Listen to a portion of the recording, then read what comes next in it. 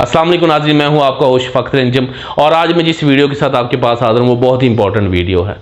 ऐसा है कि हर मेडिकल रिप्रेजेंटेटिव, वो न्यू है या ओल्ड है, एक्सपीरियंस है, वो चाहता है कि जब वो डॉक्टर से मिले तो जो उसकी मीटिंग है या कॉल विद द डॉक्टर वो बड़ी इंपैक्टफुल रहे। तो आज मैं आपसे कुछ ऐसी चीज़ें शेयर करने वाला हूँ कि अगर मेडिकल रिप्रेजेंटेटिव उनको अपने बैग में रखे तो उससे जो उसकी कॉल है वो बड़ी इंपैक्टफुल रहेगी और इंशाल्लाह डॉक्टर उसकी मेडिसिन को प्रिस्क्राइब करेंगे।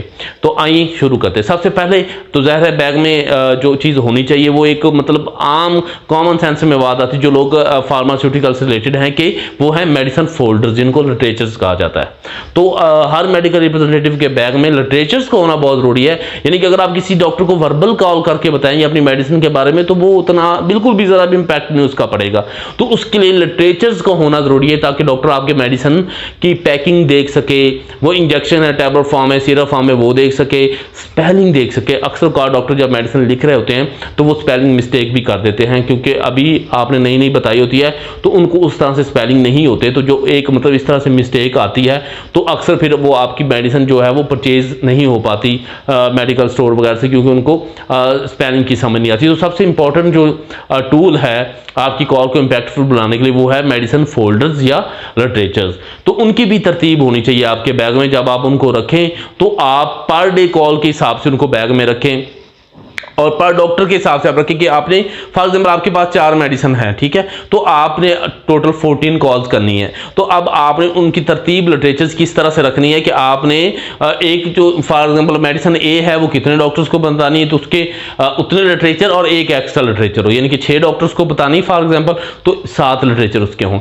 इसी तरीके से अगर आपने बी मेडिसिन 3 को बतानी तो उसके 4 लिटरेचर, यानी कि आपके पास at the end of the day जब आपकी कॉल खत्म हो जाए, जब आपका डे खत्म हो जाए तो आपके पास एक एक लिटरेचर उस मेडिसिन का एक्स्ट्रा रह जाए। तो आपने इस तरतीब से वो लिटरेचर्स रखने हैं और लिटरेचर्स को भी आपने जब एक्सप्लेन करना है तो उसके जो बुलेट्स पॉइंट है, जो मेन हेडिंग्स हैं, जो फीचर्स हैं, बेनिफिट्स हैं, वो आपने डॉक्टर्स को जरूर बताने हैं। तो उसको आपने शॉर्टली कवर करना है। लाइक अगर डॉक्टर के पास टाइम ज्यादा है तो आप उसको इन डिटेल बताएं, अगर उसके पास टाइम कम है तो बुलेट्स पॉइंट और डोजेज फॉर्म और प्राइस आप उससे डॉक्टर से जरूर शेयर करें।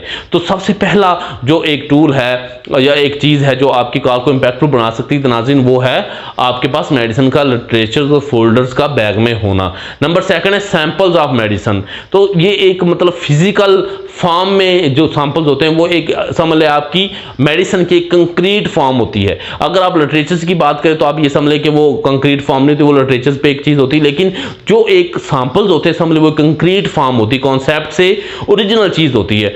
वो आपको अपने डॉक्टर्स को जरूर देने चाहिए कॉल पे ना, ताकि आपकी कॉल इंपैक्टफुल हो सके।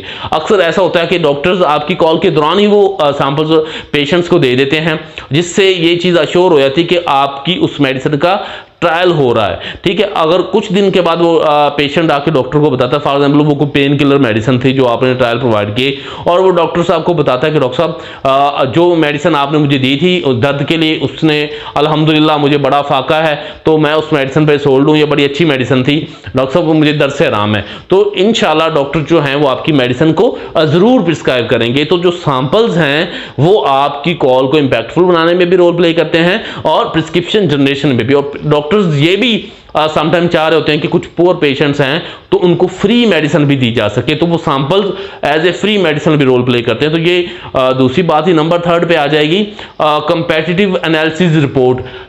जैसा कि आपको पता है नाज़रीन कि आप भी मेडिसिन अगर प्रमोट कर रहे हैं तो अदर कंपनीज भी सेम साल में मेडिसिन लेकर जा रही होती हैं, तो यानी कि वो आपकी कंपेटिटर्स कहलाती हैं। तो आपके पास एक कंप्लीट कंपेटिटर रिपोर्ट होनी चाहिए जिसमें उनके ब्रांड नेम होना चाहिए, उनकी स्ट्रेंथ आपको याद हो, प्राइस एनालिसिस आपको याद हो, और दूसरा आपने लिखी हुई हो रिपोर्ट्स में कि वो रिटर्न फॉर्म में हो, उनके ब्रांड नेम याद हो, कंपनी के नेम लिखे हों, प्राइस पर कैप्सूल या पर टैबलेट लिखी हो या पर सिरप लिखा होना चाहिए आपके पास। आपकी प्रोडक्ट को कंपेटिटर्स के प्रोडक्ट पे जो एजेस हैं, जो बेनिफिट हासिल है वो लिखे हुए होने चाहिए। तो आपके पास यानी कि कंप्लीट एक जो कंपेटिटर रिपोर्ट आपके बैग में मौजूद होनी चाहिए, यानी कि ये ऐसे एजेस आपके पास हों जिससे डॉक्टर आपकी मेडिसिन प्रिस्क्राइब कर सके ओवर द का कंपेटिटर यानी कि एक डॉक्टर आपकी मेडिसिन क्यों प्रिस्क्राइब करे, तो उस कंपेटिटर रिपोर्ट के ऊपर आपके पास वो सारे पॉइंट्स हों जिनको आप मेमोराइज करके डॉक्टर को विन कर सके, फीडबैक लेके कि जो सेम साल्ट में मेडिसिन लिख रहा हो। तो नंबर 3 पे ये कंपेटिटर जो रिपोर्ट है वो आपके बैग में होना बहुत ज़रूरी है। नंबर 4 पे आ जाएगी टाई। आपके पास टाई का होना बहुत ज़रूरी है, ठीक है। एक कंप्लीट मेडिकल रिप्रेजेंटेटिव की जो ड्रेसिंग है उसमें जो टाई है वो एक इंपॉर्टेंट पार्ट है, लेकिन गर्मियों में या बाद दफ़ा कंपनी चीज़ की रिलैक्सेशन देती है कि आप टाई ना वेयर ऑन करें, तो आपके बैग में टाई का होना ज़रूरी है कि आप उसको ऑल द टाइम ना वेयर करें, लेकिन जब आप डॉक्टर के रूम में जा रहे हों तो आप उस टाई को ज़रूर वेयर ऑन करें, जिससे आपकी जो कॉल है वो बड़ी इम्पैक्टफुल हो जाएगी। नंबर 5 पे आ जाएगा स्मॉल मिरर।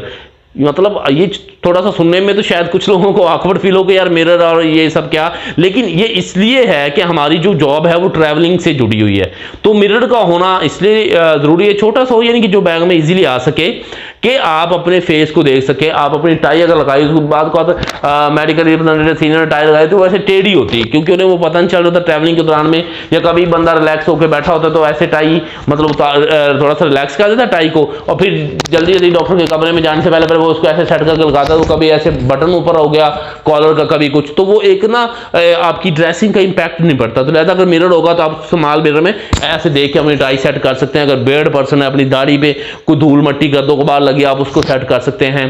तो आपके पास एक स्मॉल कॉम्ब, छोटा सा कंघा भी होना जरूरी है, जिससे आप अपनी दाढ़ी को, हेयर्स को सेट कर सके, ताकि ये जो आपकी अपीयरेंस है, डेफिनेटली सी बात है, ये आपके मतलब डॉक्टर पे इसका एक इम्पैक्ट पड़ता है, आपकी कॉल का एक इम्पैक्ट होता है।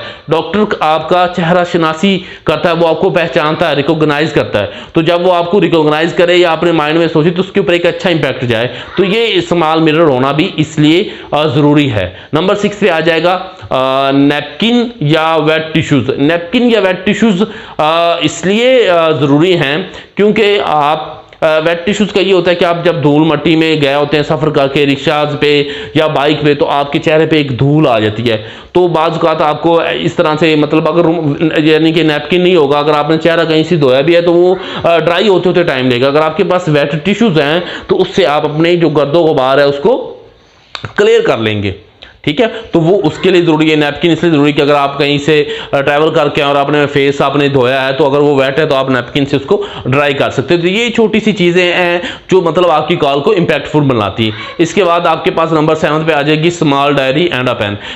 डायरी आपके पास इसलिए ज़रूरी है कि आप उस पर डेली के नोट्स लेते हैं कि आपने आज क्या क्या किया, किस डॉक्टर ने कौन सी बात आपसे की, या आपने किसी से कैंप का टाइम लिया, या किसी डॉक्टर ने आपसे कोई साइंटिफिक डाटा मांगा या सैंपल्स मांगे, तो आप उसको डायरी पे नोट डाउन कर लेते हैं। और जब अगली दफ़ा जाते हैं तो आपको पता होता है कि डायरी के अकॉर्डिंगली कि मुझसे डॉक्टर ने सैंपल्स मांगे थे तो आप उनको सैंपल्स प्रोवाइड करते हैं, किसी ने कोई साइंटिफिक स्टडी मांगी होती है आप वो प्रोवाइड करते हैं, कैंप की डेट आपको याद होती है, उस हवाले से आप अपने बैग को प्रिपेयर करते हैं, तो डायरी में आप चीज़ें लिख लेते हैं। खासकर वो लोग जिन्होंने डेली कॉल्स रिपोर्ट फिल करनी होती है, वो डायरी के थ्रू अगर वीकेंड पे भी कॉल्स रिपोर्ट बनाना चाहे तो उनको वो आसानी होगी। या बात का था आपको हैबिट नहीं है अपने डेली एक्सपेंसेस बनाने की, जो ट्रैवलिंग एक्सपेंसेस होते हैं, तो उसमें भी आप डायरी में उनको नोट डाउन कर लेते हो। Eight the end of the month आपको डे भूलता नहीं कि आप किस दिन कहाँ वर्किंग पे थे। और नंबर 8 पे आ जाएगा mouth freshener. Most of the medical representative जो होते हैं वो स्मोकर्स होते हैं, जिसकी वजह से जो माउथ ऑर्डर आती है, स्मोकिंग करने वालों से एक माउथ की जो एक ऑर्डर रहती है, तो जब आप डॉक्टर से थोड़ा सा करीब होकर बात कर रहे होते हैं या डॉक्टर के पास खड़े होकर बात कर रहे होते हैं, तो वो एक ऑर्डर या एक स्मेल उन्हें फील होती है जिससे आपका नेगेटिव इम्पैक्ट जाता है। तो नाज़रीन, ऐसी हालत में आप लोगों के पास माउथ फ्रेशनर का होना ज़रूरी है, ताकि डॉक्टर की तरफ से आपको कोई नेगेटिव ऐसा इंप्रेशन आपका ना क्रिएट हो और आपकी कॉल जो है बड़ी इंपैक्टफुल रहे। और ये आम पर्सन जो नॉन स्मोकर होते हैं वो भी माउथ फ्रेशनर को यूज कर सकते हैं, ताकि मतलब आपकी भी एक जनरल व्यू में जो है डॉक्टर के ऊपर एक इम्पैक्ट रहे और मतलब आपकी कॉल अच्छी हो सके।